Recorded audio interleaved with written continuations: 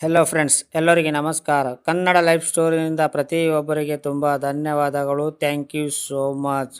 ಈ ಸ್ಟೋರಿ ನೀವು ನಿಮ್ಮ ಜೀವನನೇ ಬದಲಾಯಿಸುತ್ತದೆ. ಪೂರ್ತಿಯಾಗಿ ಕೇಳಿದರೆ ಮಾತ್ರ. Rich dad poor dad. ನನ್ನ ಇಬ್ಬರು ತಂದೆಯರಾಗಿದ್ದರು. ಹಾಗಾಗಿ ನನಗೆ ಈ ಬಗೆಯ ವಿರೋಧಾತ್ಮಕ ದೃಷ್ಟಿಕೋನಗಳ ಅನಿಶ್ಚಿತತೆ ಇದ್ದವು. ಒಬ್ಬ ಶ್ರೀಮಂತ ವ್ಯಕ್ತಿಯಿಂದ ಮತ್ತು ಇನ್ನೊಬ್ಬ ಬಡ ಮನುಷ್ಯನಿಂದ. ನನ್ನ ಇಬ್ಬರು ಡ್ಯಾಡ್ ಇದ್ದರು. ಒಬ್ಬ ಶ್ರೀಮಂತ ಮತ್ತು ಇನ್ನೊಬ್ಬ ಬಡವ.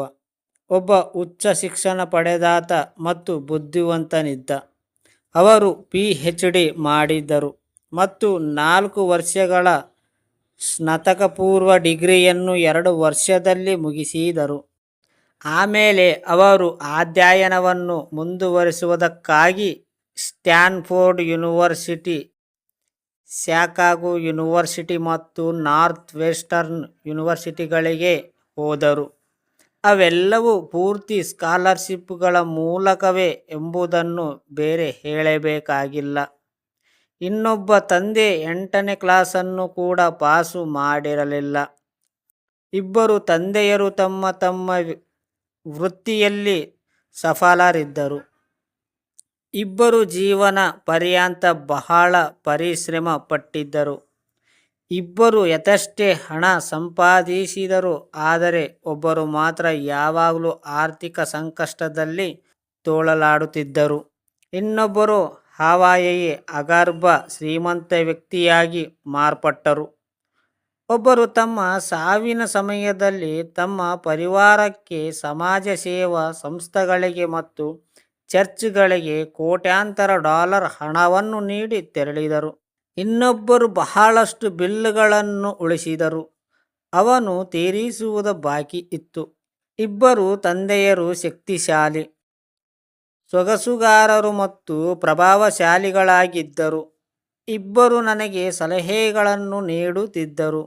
ಆದರೆ ಅವರು ಒಂದೇ ಬಗೆಯ ಸಲಹೆಗಳನ್ನು ನೀಡುತ್ತಿರಲಿಲ್ಲ.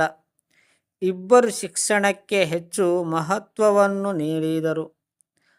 ಆದರೆ ಅಧ್ಯಯನದ ಸಂದರ್ಭದಲ್ಲಿ ಒಂದೇ ರೀತಿಯ ಪಠ್ಯಕ್ರಮವನ್ನು ನಮೂದಿಸಿರಲಿಲ್ಲ. ಒಂದು ವೇಳೆ ನನಗೆ ಒಬ್ಬರೇ ಡ್ಯಾಡ್ ಇದ್ದಿದ್ದರೆ ನಾನು ಅವರ ಸಲಹೆಯನ್ನು ಸ್ವೀಕರಿಸುತ್ತಿದ್ದೆ ಅಥವಾ ತಿರಸ್ಕರಿಸುತ್ತಿದ್ದೆ. ಡ್ಯಾಡ್ಗಳಿದ್ದುದರಿಂದ ನಾನು ವಿರೋಧಾತ್ಮಕ ದೃಷ್ಟಿಕೋನ ಪಡೆದು ಜಿಜ್ಞಾಸೆಗೆ ಒಳಗಾದೆ. ಒಬ್ಬ ಶ್ರೀಮಂತ ವ್ಯಕ್ತಿಯದು ಮತ್ತು ಇನ್ನೊಂದು ಬಡ ವ್ಯಕ್ತಿಯದ್ದು. ಅವರಲ್ಲಿ ಯಾರಾದರೂ ಒಬ್ಬ ದೃಷ್ಟಿಕೋನವನ್ನು ಅನುಸರಿಸುವ ಬದಲು ಇರುವರ ಮಾತುಗಳ ಮೇಲೆ ಸಾಕಷ್ಟು ಯೋಚಿಸಲು ತೊಡಗಿದೆ. ಅವುಗಳ ತುಲನೆ ಮಾಡುತ್ತಿದ್ದೆ ಮತ್ತು ನನ್ನದೇ ತೀರ್ಮಾನವನ್ನು ತೆಗೆದುಕೊಳ್ಳುತ್ತಿದ್ದೆ. ಸಮಸ್ಯೆ ಏನೆಂದರೆ ಶ್ರೀಮಂತ ಡ್ಯಾಡ್ ಆ ಸಮಯದಲ್ಲಿ ಶ್ರೀಮಂತನಾಗಿರಲಿಲ್ಲ ಮತ್ತು ಬಡತನದಲ್ಲಿ ಡ್ಯಾಡ್ ಬಡವರು ಆಗಿರಲಿಲ್ಲ. ಮುಂದಿನ ಕತೆ ನೆಕ್ಸ್ಟ್ ಸ್ಟೋರಿಯಲ್ಲಿ ಹೇಳೋಣ, ನೆಕ್ಸ್ಟ್ ವಿಡಿಯೋಯಲ್ಲಿ.